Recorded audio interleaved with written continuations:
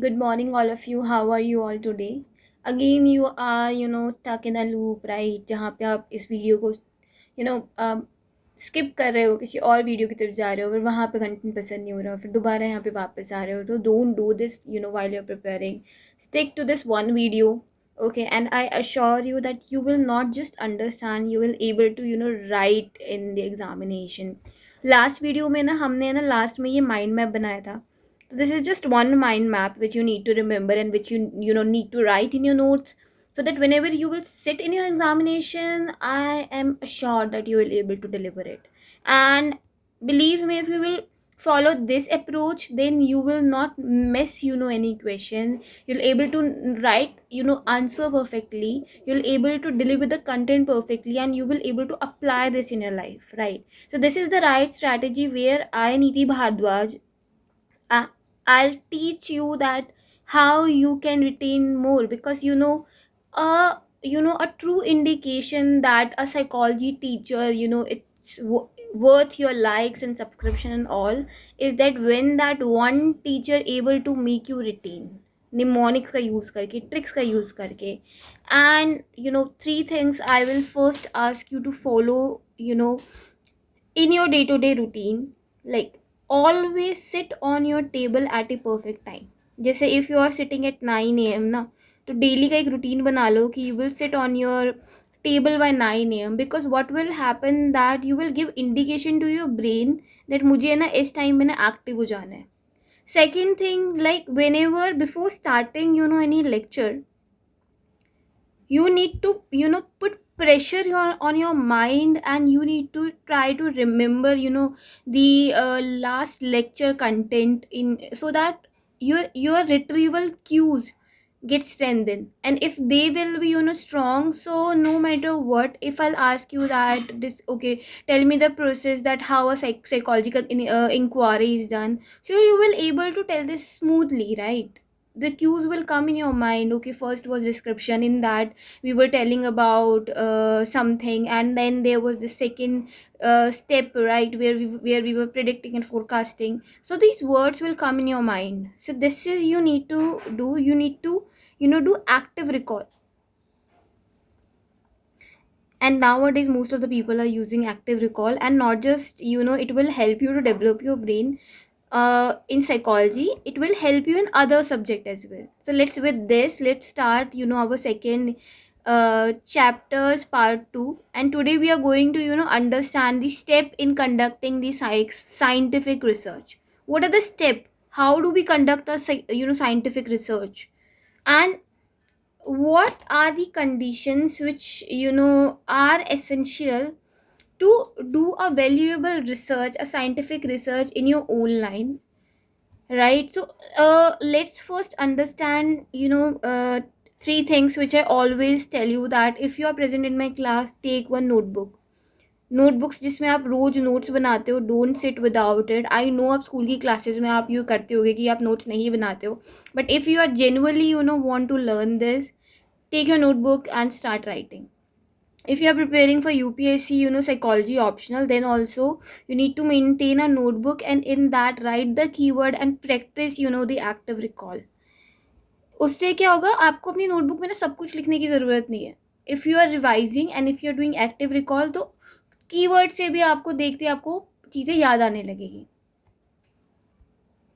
Okay, second thing जो मैं आपको बोलना चाहती हूँ जो आप करोगे is take a pencil. Pencil से क्या करना, साइड में ना लिखना, यहाँ पे स्पेस में हम क्या लिखेंगे, हम कीवर्ड्स लिखेंगे, जैसे हमने पुराने उसमें लेक्चर में किया था. फॉर एग्जांपल डिस्क्रिप्शन के लिए हमने लिखा था पर्टिकुलर बिहेवियर, राइट? तो ये वर्ड्स याद करते ही पूरा प्रोसेस हमारे दिमाग में आता है. एक्सप्लेनेशन के लिए cause and effect and antecedent condition, determinants, right? Control के लिए we remember that psychological treatment, enhancing, reducing and increasing. And in application we remember that positive quality life we need to ensure along with that treatment. So these were the words, and if you know these words, you'll able to write the answer perfectly. So let's begin this chapter by first understanding this topic, step in conducting the scientific research. And do what, take your notebook and pencil out. Let's start. अब देखो हम इसे कितनी जल्दी समझते हैं. तो steps in conducting scientific research. अब पहली चीज़ तो ये है कि what is a scientific research, a scientific method क्या है भी, सबसे पहले तो ये बता दो, राइट। तो साइंटिफिक मेथड क्या होता है, when you are thinking about facts, you are using the empirical methods where you are observing things, then this is a scientific method, right? And एक चीज़ और मैं तुम्हें बताती हूँ, ऑब्जेक्टिव, सिस्टमैटिक, टेस्टेबल मैनर्स, ये पॉइंट मैंने लिख दिए हैं, तो इनको है ना पढ़ लो पहले। और अब ये समझ लो कि ये जो है साइंटिफिक मेथड्स में, जब हम कोई स्टडी कंडक्ट करते हैं तो हम इन 3 चीज़ों का यूज़ करते हैं। OST, okay, call it OST। सो हम OST का यूज़ करते हैं। तो what you will write here, you will write first OST, right? Whenever you try to remember what is a scientific method, what is scientific research, always these 3 word OST should come in your mind. अब थोड़ा सा है ना ध्यान से प्यार से समझना, 2 लोग हैं, A और B। A जो है एक स्कॉलर है, ओके, यूनिवर्सिटीज़ में पढ़ाता है, एंड बी जो है वो क्या है, एक टीचर है, राइट। ए क्या है, एक है ना टीचर है यूनिवर्सिटी का, और बी जो है एक टीचर है स्कूल में, राइट। तो बेसिकली जो ए है, मैंने अभी उसको स्कॉलर बोल दिया था, स्कॉलर नहीं है वो, टीचर है, ठीक है, या फिर स्कॉलर मान लो, कुछ भी मान लो, ये 2 लोग हैं, हमें बस ये पता होना चाहिए अलग अलग फील्ड के लोग हैं, राइट। तो ए क्या है, हम उसको बुलाते हैं और हम बोलते हैं कि sir who is the president of India, and हम उसे 4 ऑप्शन दे देंगे, एंड वो बंदा जो है वो अपना आंसर बता देगा, and he is a quite knowledgeable person, he know who is the president of India. हम बी को बुलाएंगे and we will ask who is the president of India, ये भी इंटेलिजेंट पर्सन है, and both of them will give the same answer, right और not, yes. So this is objectivity, when the answer is right, when the answer is universal. Is our universe geocentric, or is it heliocentric? So obviously you will say heliocentric, because the earth rotates around sun, right? And this is objectivity. But if we are again calling these 2 person, and if we are asking that, okay, tell us that what is life, and in लोगों को क्या करना है, इनको life को अपने अपने तरीके से बताना है, तो इन दोनों की लाइफ है ना, फील्ड अलग है, लाइफ अलग है। सो एक क्यों क्या बोलेगा कि life is all about hard work, right. University वाला teacher, the more you will learn, the more you will understand, and you need to apply this knowledge, and along with that, all the philosophical knowledge or the subjective knowledge will come up, and you will find these the words which is correlated with his or her life, into the definition which he or she will give about life. Am I making sense? And the another person will give different definition. So no matter what, if you are asking a descriptive question, then you will see the elements of subjectivity there. This is subjectivity, when the personal bias is coming up. In objectivity, there is no scope for personal life, right? If the answer is this, it will be this. If you will mix the acid with the base, you are going to get the salt, right? अब देखो, आपको है ना OST की full form लिखने की ज़रूरत नहीं है, अंडरलाइन कर लो ना, ऑब्जेक्टिविटी यहाँ पे लिखा हुआ है, एंड यहाँ पे क्या है कि एक्सप्लेनेशन लिखी हुई है, सेम एक्सप्लेनेशन है बट एग्जाम्पल अलग है। So you will find another example, if you want to read, take 1 minute, pause this video and read about it. तो अब आते हैं हम अपनी नेक्स्ट स्टेप की तरफ, that is systematic procedure. What is systematic procedure? O is done, now we are on S. S is systematic procedure. In that, remember, a systematic procedure is that procedure where we will follow these 5 steps. Okay, अब हम इसके अंदर ना एक example से समझेंगे। For example, you are sitting in your classroom, and एकदम से क्या होता है कि आपकी एक फ्रेंड है, वो क्लास में एंटर करती है, ओके, या फिर एक फ्रेंड एंटर करता है, एंड सडनली क्या होता है कि उसके हाथ से बॉटल गिर जाती है, एंड वाटर क्या होता है, स्पिल हो जाता है ना। Now you will follow a systematic procedure, right. First you will think that problem है कि you will try to understand the problem, कि पानी गिर गया है, ओके। अब गर्मी का मौसम है तो इट विल इवेपोरेट, सर्दी का मौसम है तो you know that you need to call someone, है ना, मॉप करने के लिए। So second step you will, तो आपने अब क्या किया, आपने डाटा कलेक्ट किया, राइट, आपने डेटा लिया सिचुएशन का। देन आप कंक्लूजन पे पूछे कि we need to call someone, और हमें गर्मी है तो हमें ज़रूरत नहीं है, थोड़ी देर में अपने आप सूख जाएगा, और just we need to inform the person, right. उसके बाद आप रिवाइज करोगे, थोड़ी देर बाद आप टाइम दोगे उसको, हुआ या नहीं हुआ, चलो इवेपोरेट हो गया। एंड उसके बाद क्या करोगे, आप थ्योरी ले लोगे ना। Theory is not just to write the thing, right, it is to remember that you know in your brain for a long period of time. Theory is to understand कि हाँ अगर नेक्स्ट टाइम ये हुआ so you will use the same you know procedure. तो this is a systematic procedure, it's a part of a scientific method that you use in your everyday life. अब थोड़ा सा हम है ना इसको साइकोलॉजी के पर्सपेक्टिव से समझते हैं। फॉर एग्जाम्पल एक साइकोलॉजिस्ट लैब में बैठा है एंड एक क्लाइंट आता है, ठीक है। अब क्लाइंट को आप डायरेक्टली तो ट्रीटमेंट नहीं दोगे, फर्स्ट यू विल कॉन्सेप्चुअलाइज कि क्या प्रॉब्लम क्या है, then you will collect the data, right. So इस मेथड में भी आप कर सकते हो। Now suppose if you are writing a thesis, आप रिसर्च कर रहे हो किसी टॉपिक पे, एंड नाउ क्या मतलब होगा, देखो नाउ ट्राई टू अंडरस्टैंड कि अब आप रिसर्च कर रहे हो तो रिसर्च के अकॉर्डिंग इसका मतलब क्या होगा। तो first you will conceptualize a problem, you will select a topic for your research. This is conceptualization in research. You know, in conducting a scientific inquiry, first you will select a topic कि ठीक है मुझे ना इस topic पे select कर research करनी है। फॉर एग्जाम्पल स्टूडेंट्स मैथ्स का पीरियड छोड़ के गेम्स के पीरियड में जाना क्यों प्रेफर करते हैं, suppose this is a problem.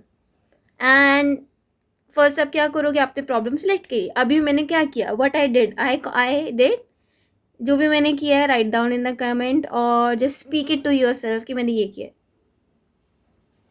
Yes, conceptualise किया है प्रॉब्लम को। देन मैंने क्या किया, कलेक्ट किया है डाटा को। तो मैंने डेटा को क्या किया, कलेक्ट किया है ना। अभी किया नहीं, अब बताती हूँ कैसे करेंगे। तो आप क्या करोगे, आप है ना एक इंडिपेंडेंट ऑब्जर्वर की तरह, आप सपोज आपने क्या किया, for full day you asked you know permission, ask for the permission from your principal that ma'am I want to do this research and I need 2 days or 3 days break। अब आप क्या करोगे, you will make a list and आप क्या करोगे, आप maths teacher के periods को देखोगे कहाँ कहाँ पे इन 3 दिनों में पीरियड है। You will follow the maths teacher and आप बाहर वेट करोगे। एंड उस टाइम पे सपोज आप है ना रिक्वेस्ट करोगे प्रिंसिपल मैम से कि ma'am I want this sports teacher to go in the class and just for once उनको बोलना है कि जो जो बच्चे स्पोर्ट्स खेलने में इंटरेस्टेड है वो आ जाओ, and he will request the maths teacher and maths teacher will give permission. Sorry, sports teacher will ask for permission from the maths teacher, और मैथ्स टीचर क्या बोलेंगे, ओके जो जो बच्चे इंटरेस्टेड है वो चले जाओ। तो कुछ बच्चे उठ के जाएंगे, लाइक क्लास के बाहर आएंगे, and then the sports teacher will say कि अरे अभी तो नहीं हो पाएगा, एक काम करते हैं हम अगले पीरियड में या फिर किसी और दिन ट्राई करेंगे। एंड दो students will go back and you will collect data. ऐसे आप डेटा कलेक्ट करोगे। तो here we are using you can use different method to collect data. You can collect do interview, you can do an observation की भी अलग definition types होते हैं, हम समझेंगे, ठीक है। And using a scientific method, कि कल को आपको ऐसा ना हो कि आपको लगे कि ऑब्जर्वेशन में क्या है कुछ भी लिख दो, ऐसा थोड़ी होता है, डेफिनेशन होती है हर चीज़ की। Then you will draw conclusion. अब आप स्टैटिस्टिकल मेथड्स का यूज़ करोगे, बायोग्राफ बनाओगे, टेबल बनाओगे, पाई चार्ट बनाओगे, and you will try to understand कि अगर ठीक है क्लास में 30 स्टूडेंट्स हैं एंड 17 स्टूडेंट्स खड़े हो गए स्पोर्ट्स के लिए, तो इसका मतलब है yes you are the topic of your research, your hypothesis की जो स्टूडेंट्स हैं वो मैथ का पीरियड छोड़ के गेम्स में जाना प्रेफर करते हैं, it's true, right. And then you will revise it. आप रिवाइज करोगे कि ठीक है एक बार और मैं नेक्स्ट डे आप दोबारा इस चीज़ को ट्राई करोगे कि आज कितने बच्चे उठते हैं, राइट। तो ऐसे ऐसे करके आप क्या करते हो, अपने हाइपोथेसिस को वैलिड करते हो। अब हाइपोथेसिस की definition I will tell you, don't get scared, ठीक है, सब बताएंगे। बट अभी ये 4 स्टेप समझ आए। Conceptualize the problem, collect data, ठीक है, सी का conclusion and revise, these are the 4 cyclic method, and then theory. जब ये हाइपोथेसिस ट्रू हो जाती है ना, when it will be true, आपकी हाइपोथेसिस क्या होती है, tentative explanation of a situation is hypothesis. अभी डेफिनेशन बता दी है मैंने, ठीक है, tentative explanation of a situation of your research. And I teach you also कि कैसे इसको लिखा कैसे जाता है। अब मैं आपको बताऊंगी हाइपोथेसिस क्या है। फॉर दिस अपनी इसका ना बुक का this chart, after this chart this whole page explain जो मैंने अभी बोला है पूरा का पूरा वही है, रीड दिस वंस और ट्वाइस, ठीक है। बट यहाँ पे ना take out your highlighter and underline this the research proceed by developing a tentative answer to the problem, right. एक टेंटेटिव आंसर मिलता है हमें प्रॉब्लम का, उससे हम रिसर्च का शुरू करते हैं, उसको हाइपोथेसिस कहते हैं। फॉर एग्जाम्पल सपोज आपकी जो हाइपोथेसिस है वो क्या है, आप एक रिसर्च करना चाहते हो फॉर एग्जाम्पल टीनेज बिहेवियर पर, राइट। तो टॉपिक इज टीनेज बिहेवियर। अब आप क्या करोगे, you will hair ask your self और यू विल आस्क कि क्या ऐसी क्या चीज़ है जिसके ऊपर मैं करना चाहता हूँ या जिसके ऊपर मैं नॉलेज कलेक्ट करना चाहता हूँ। तो you will try to write a question. आप क्वेश्चंस बनाओगे बहुत सारे कि मुझे इस टॉपिक पे ये चाहिए, मुझे इस टॉपिक पे नॉलेज इंफॉर्मेशन चाहिए, राइट, टीनेज बिहेवियर पे। फॉर एग्जांपल आप अब ये समझना चाहते हो कि प्यूबर्टी में जब बच्चा एंटर होता है, ठीक है, तो उसके पेरेंट्स के साथ उसके रिलेशन कैसे होते हैं, और आपने एक हाइपोथेसिस बना दी कि पेरेंट्स के साथ उसके रिलेशन गुड होते हैं। तो आपने एक्सप्लेन कर दिया कि प्यूबर्टी में पेरेंट्स के साथ बच्चों के रिलेशन गुड होते हैं। अब जब आप इसे प्रूव करने जाओगे ना, अब आप एक्चुअल में जब रिसर्च कंडक्ट करोगे, जब आप कॉन्सेप्चुअलाइज करोगे प्रॉब्लम को, first step is do active recall, conceptualise करा। फिर आप क्या करोगे, डाटा कलेक्शन करोगे। फिर आप करोगे सीआरटी। सीआरटी क्या है, आप क्या करोगे, कंक्लूजन पे जाओगे, रिवीजन पे जाओगे, दोबारा ये साइकिल पर फॉलो कर सकते हो, लास्ट में थ्योरी पे जाओगे। तो हो सकता है यहाँ पे आपकी हाइपोथेसिस फेल हो जाए, है ना, रिवाइज करने टाइम पे आपकी हाइपोथेसिस फेल हो जाए। तो अब आप क्या करोगे, अब दूसरी हाइपोथेसिस बनाओगे, दोबारा से एक टेंटेटिव सा आंसर दोगे अपनी अपनी क्वेश्चन को कि क्या पेरेंट्स के साथ रिलेशन अच्छे होते हैं, and then you will reach. अब आप क्या बनाओगे कि प्यूबर्टी के टाइम पे बच्चों के रिलेशन उनके पेरेंट्स के साथ ख़राब होते हैं। तो this is an another hypothesis. And ऐसे नहीं लिखते हैं हाइपोथेसिस को, इसको लिखने का एक तरीका होता है which will come in your next chapter. तो वहाँ पे जाके हम इसको समझेंगे। तो आप क्या करो, अब यहाँ पे ना इधर की तरफ यहाँ पे आप लिखो हाइपोथेसिस, ठीक है। एंड हाइपोथेसिस के आगे क्या लिखो, टेंटेटिव सॉल्यूशन लिखना है, okay. But you will write tentative solution. अच्छा, टेंटेटिव सॉल्यूशन का मतलब क्या होता है, मतलब प्रोबेबल सॉल्यूशन, आपके अकॉर्डिंग इसका आंसर क्या हो सकता है, दैट इज टेंटेटिव सॉल्यूशन। और आप उसको प्रूव करते हो। And this happens in everyday life. Suppose if your best friend is sitting with you and some other person, so you will create a hypothesis in your mind. ऐसे नहीं होता कि हम बनाते हैं कि ओके अभी से ये पसंद आने लगा है, and then we will try to verify कि एक्चुअल में ऐसा है। सो दीज थिंग्स, मतलब ऐसी चीज़ें हमेशा हाइपोथेसिस ही होती है, ये हम एवरीडे लाइफ में प्रैक्टिस करते हैं, बट हमें कभी इसको ना हम इसको कभी रिकॉग्नाइज नहीं कर पाते कि ये एक्चुअल में हाइपोथेसिस है, टेंटेटिव सॉल्यूशन, राइट। तो लास्ट वाला पैराग्राफ इज इम्पॉर्टेंट, ये वाला एक बार देखो। Revising and research conclusion, the researcher may have begin the study with a hypothesis that there exists a relationship between violence on television, viewing violence on television and aggression among children। तो ये कह रहे हैं कि hypothesis research का topic क्या है कि जब जो बच्चे वायलेंस देखते हैं टेलीविजन पे, उनका बिहेवियर एग्रेसिव होता है। he she has to see whether the conclusion support this hypothesis, ठीक है। और आपने हाइपोथेसिस बना लिया कि हाँ, जो बच्चे देखते हैं टीवी, वॉयलेंस देखते हैं टीवी पे, वो एग्रेसिव होते हैं, आपने बना लिया हाइपोथेसिस। अब आप क्या करोगे, आप देखोगे बच्चों के बिहेवियर को ऑब्जर्व करोगे। Now he she has to see whether the conclusion support this hypothesis. If they do, then the existing hypothesis theory is confirmed. If not, he she will revise or state an alternative hypothesis theory and again test if it based on a new data and draw a conclusion which may be verified in future research. Thus a research is a continuous process. एक research एक continuous process है, ये चीज़ explain करने के लिए यहाँ पे इन्होंने एक्सप्लेन करी है। But when you validate this hypothesis, then you will move toward the theory part and you will actually publish your book here. आपने देखिए ना, बहुत सारे रिसर्चर जो होते हैं साइकोलॉजी में, वो अपनी बुक पब्लिश करते हैं। तो वो क्यों करते हैं, बिकॉज उनकी ये वैलिडेट हो जाती है। अब ये वाला जो पार्ट है, that is alternative paradigm of research, इसको है ना अच्छे से समझना। तो पहले पैराग्राफ में व्हाट दे आर सेइंग बहुत इंपॉर्टेंट है, and that's why I have not created notes in here, क्योंकि इसको आप अपनी बुक से ही थोड़ा देखो एंड फॉलो माई इंस्ट्रक्शन।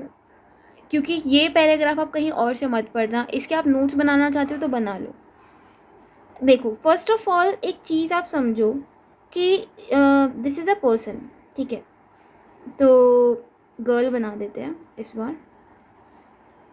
तो what is going on that this girl, her name is Ankita, okay, considered कोई भी गर्ल मान लो, तो अंकिता एक पर्सन है, ठीक है। She likes to eat mango और फ्रूट्स, उसको फ्रूट्स पसंद है। तो नाउ अब हो क्या रहा है कि आपको बोला गया है कि आपको अंकिता का बिहेवियर ऑब्जर्व करना है कि उसके बिहेवियर में कुछ प्रॉब्लमेटिक तो नहीं है, वो कुछ ज़्यादा ही फ्रूट खाती है लंच में, चपाती वगैरह लाती नहीं है, हमेशा फ्रूट्स लाती है, राइट। तो आपको ये चीज़ ऑब्जर्व करनी है ना। तो एक चीज़ आप मुझे देख के बताना है कि क्या आप अंकिता के मन को पढ़ सकते हो, माइंड को पढ़ सकते हो। देखो I am not talking about brain, ठीक है, brain is you something you can see, mind is something you can not see. तो can you read her mind कि वो क्यों ऐसा कर रही है? No, all you can do is you can observe her, ठीक है, all what you will do is that you will observe her, and जब आप उसके बिहेवियर को बाहर से देखोगे that is an overt thing, right, overt behaviour कहते हैं हम इसे। तो यहाँ पे ये वर्ड आपको है ना लिखना चाहिए। क्या वर्ड लिखना चाहिए आपको यहाँ पे? यू शुड राइट हेयर और you should underline the overt behaviour वाला part.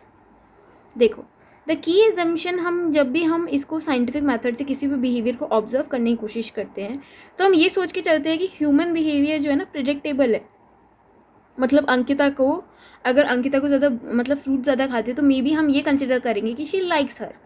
But what if she is eating fruits because of the dietary reason, क्योंकि उसको क्या पता, उसको नहीं ऐसी कोई वीडियो देख ली हो आपकी तरह यूट्यूब पे कि फ्रूट्स खाने से स्किन पे ग्लो आता है। तो ऐसी जो चीज़ें होती है ना, तो हम ये मान के चलते हैं कि ह्यूमन बिहेवियर प्रिडिक्टेबल है। हमें एक ही एजम्पशन है जब हम साइकोलॉजी की स्टडी करते हैं, और ये हमारा इंटरनल और एक्सटर्नल फोर्सेस की वजह से ये बिहेवियर क्या होता है, ये चेंज होता रहता है, राइट। ये बिहेवियर हमारी एक्सटर्नल कंडीशन, मतलब आसपास हम लोगों को देखते हैं कि वो फ्रूट ज़्यादा खाते हैं, शायद इसीलिए अंकिता ने भी फ्रूट्स खाने शुरू करे। एंड इंटरनल हो सकता है बिकॉज उसके अंदर की कॉन्शियस ने कहा हो कि you should avoid junk food and you should eat fruits. तो in order to achieve these goals, the discipline of psychology for a larger part of the 20th century restrict itself to the study of overt behavior। ये रहा वो word. तो psychology जो 20th century में है ना, 20th century है, बहुत लोग कंफ्यूज हो जाते हैं, एक बता देती हूँ। 20th सेंचुरी क्या है? 1900 से लेके 2000 तक 20th सेंचुरी है, and we are in 21st century. अभी हम 21st में है, और यहाँ पे साइकोलॉजी की मेन डेवलपमेंट है ना 20th सेंचुरी में हुई है, ठीक है। तो दैट्स वाई हम यहाँ पे 20th सेंचुरी की बात कर रहे हैं, एंड कोई नहीं बताता, कोई टीचर नहीं बताता ये, है ना। और अगर तुम्हें ऐसी ही एक्स्ट्रा जानकारी चाहिए ताकि आपको मतलब रट्टा ना मारना पड़े और able to write better answer, तो मेरी वीडियो को सब्सक्राइब कर देना और अपने दोस्तों के साथ शेयर करना। अगला देखो, in the recent year different method known as interpretative has emerged. एक न्यू मेथड इमर्ज हुआ है, दैट इज़ इंटरप्रेटिव। तो अभी क्या होता है एक बार इसको समझते हैं। आप समझो इस टॉपिक को यहाँ से, ओके। डोंट वरी, मैं इतना कुछ पढ़ाऊँगी नहीं यहाँ पे आपको, है ना। मैंने ये चीज़ यहाँ पे क्यों लिखी है, एक बार आप अपनी वीडियो को पॉज करके इसको पढ़ो, इंटरप्रेटिव मेथड को, एंड उसके बाद में अब आपको है ना ऊपर इसको समझाती हूँ। पढ़ लिया होगा अभी तक आपने, पॉज करके नहीं पढ़ा फिर भी ठीक है। अब अभी तक हम क्या कर रहे थे, we were observing the behaviour of Ankita in a scientific method and we were coming up with an explanation that she likes fruit. And हमें नहीं पता कि उसके अंदर इंटरनल इवेंट क्या है जिसने इसके बिहेवियर को शेप किया। We are just focusing on the outside behaviour. तो इसके अंदर we were focusing on the external behaviour, external events, right.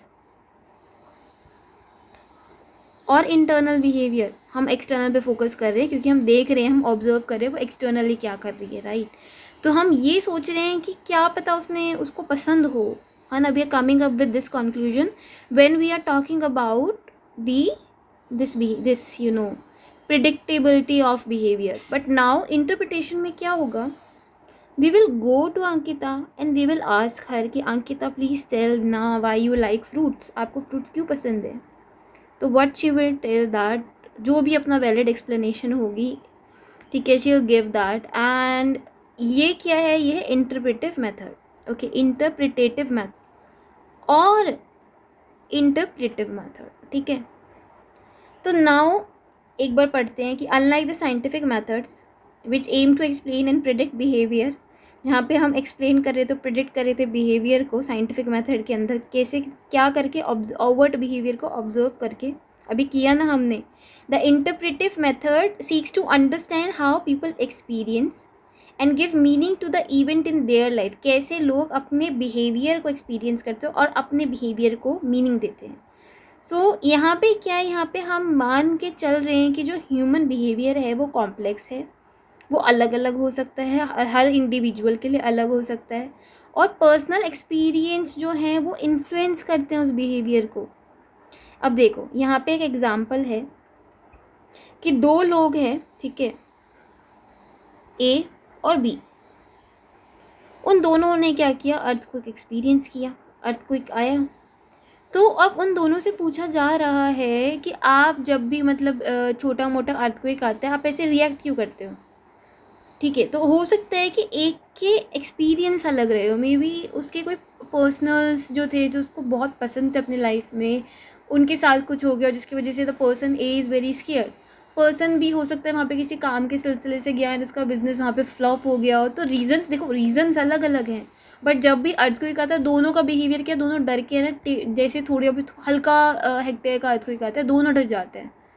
तो अब क्या है कि ये क्या है कि बेसिकली यहाँ पे जो फियर और जो इनसिक्योरिटीज़ है, ठीक है, वो क्यों है, क्योंकि उनकी इंटरप्रिटेशन अलग अलग है। अब आप क्या करोगे, आप एक पर्सन को बताओगे कि देखो ये एक को आप क्या, अगर आप ट्रीटमेंट दोगे साइकोलॉजी में, आप बोलोगे इतने ज़्यादा हेक्टेयर का अर्थक्वेक नहीं है कि इसमें कोई पर्सनल डैमेज या लॉस हो, अगर ज़्यादा हेक्टेयर का हो देन यू शुड रन। तो हो सकता है ऐसी बातें करके ही are able to come out of that.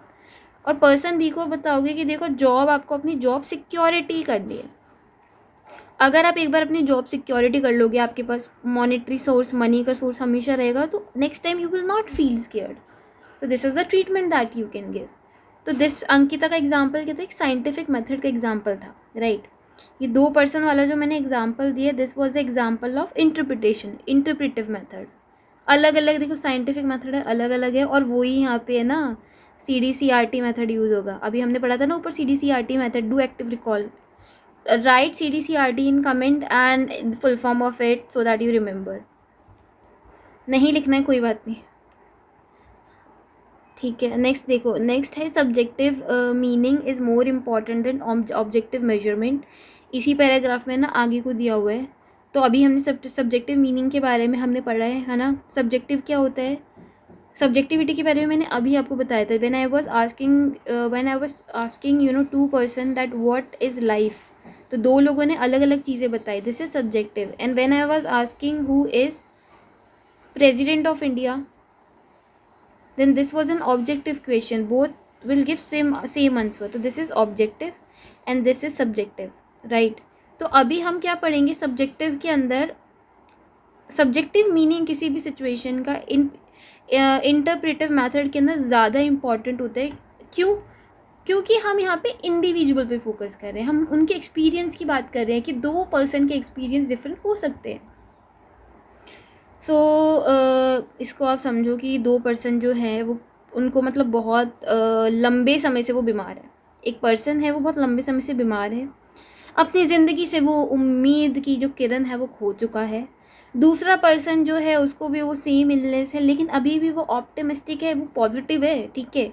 सो जो इंटरप्रेटिव अप्रोच है वो स्टडी करता है कि जो पर्सनल मीनिंग है ना, ये अलग अलग है दोनों के लिए सेम नहीं है ये चीज़ें।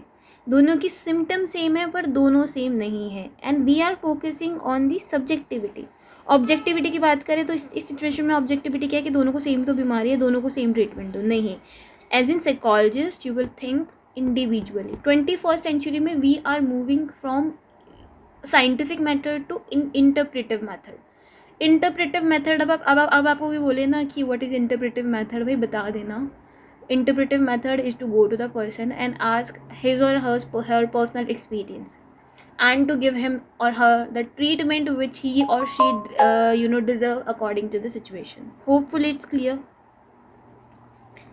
देखो, अगर क्लियर होगा तो भाई सारे के सारे अच्छे लोग जो अच्छे मार्क्स लेके जाने वाले अपने लाइफ में आगे सक्सेसफुल होने वाले हैं, ऐसे जो लोग हैं, they have already subscribe my channel and मेरी ब्लेसिंग भी मिलती है उनको. ठीक है, नेक्स्ट चलते हैं. चलो, psychology also help in understanding the self. एक बार इसको समझते हैं. पर इसको समझने से पहले ना एक है ना इंटरेस्टिंग थोड़ी सी एक्टिविटी करते हैं, ताकि आप है ना मतलब बोर ना हो इस लेक्चर में. प्रोक्रेस्टिनेशन के बारे में सुना है? हाँ, कभी कभी बैठ के ऐसे ऐसे विचार आए दिमाग में, अब सोचते चली गई हो कि क्या वो मेरे को पसंद करती है ना, इस तरह की थिंकिंग कि क्या मेरी मम्मा जो है वो मुझे पसंद करती है, ऐसे तो नहीं है वो मेरे भाई को ज़्यादा पसंद करती है, आज देखो सब मेरी मम्मा ने मिल्क शेक ज़्यादा दिया मेरे भाई को, मुझे कम दिया.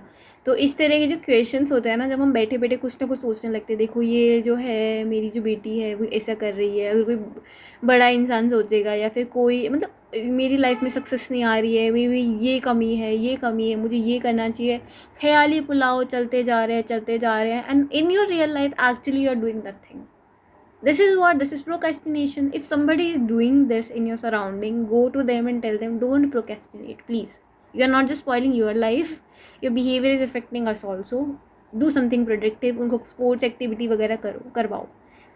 बट यहाँ पे why I talk about procrastination, क्योंकि whenever we are in psychology, और हम जब दूसरों को समझने की कोशिश करते हैं तो उससे पहले हमें खुद को भी तो समझना चाहिए. And there is a method called self reflection. आपने कभी सेल्फ रिफ्लेक्शन किया है?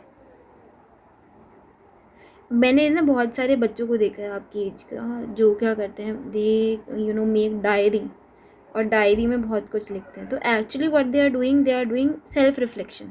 And this is not procrastination. Okay, they are understanding their behavior, they are introspecting into their own thoughts, they are introspecting into their personal belief. वो क्या करते हैं, अपने अंदर है ना इंट्रोस्पेक्ट कर रहे हैं, इंट्रोस्पेक्शन कर रहे हैं, they are trying to understand their behavior. okay, so this is all in this. ठीक है, इस पूरे इसमें इंटरप्रेटिव मेथड के अंदर. अब गाइस पता है क्या है, मैं ना इस लेक्चर को है ना एक वीडियो में कंप्लीट तो कर सकती हूँ, बट मैं इसको एक वीडियो में कंप्लीट है ना कर नहीं रही हूँ, मैं इसको पार्ट्स में बना रही हूँ. वाई? बिकॉज देखो, कभी कभी क्या होता है कि when you understand a part, आपको लगता है कि हाँ आपको इतना चैप्टर समझ आ गया है, you should take a break and you should draw the mind map. For example, आज हमने क्या पढ़ा, इसकी अगर आप एक्टिविटी करोगे ना, एक क्या कर, आपने अपने नोट्स बनाए हैं जैसे, तो नोट्स में यू शुड रीड दैट कि आज आपने क्या पढ़ा. आज आपने CDCRT मेथड पढ़ा, राइट? CDCRT मेथड, इसमें C क्या है? First conceptualisation, D for data, ठीक है, C for conclusion, R for revision and T for theory. And जो CDRT है, CDCRT थ्योरी, तो यहाँ पे क्या है, this is a scientific process, right? ये आपने पढ़ा है. एंड कॉन्सेप्चुलाइजेशन स्टेज में आप क्या करते हो, यू फ्रेम दी हाइपोथेसिस. ठीक है, हाइपोथेसिस क्या होते हैं? Hypothesis are the tentative solutions. Tentative hypotheses are what? These are the tentative solutions, right? और after revising and after reaching a conclusion, जब आपकी थ्योरी वैलिड हो जाती है, वैलिडेट हो जाती है, then you will make it a theory. तो is it clear? फिर then we understood the difference between scientific method and interpretive method, right? In scientific method we do an overt study, but in interpretive method में we are trying to understand the internal behavior, the internal explanation. and इसके अंदर हमने what we read, you all know that, हमने जो difference पढ़ा है, अर्थ को example को समझा है हमने, राइट? तो this is all. okay, in the next section we are going to understand the different type of data and observation methods क्या होती है, टाइप क्या होती है, this all.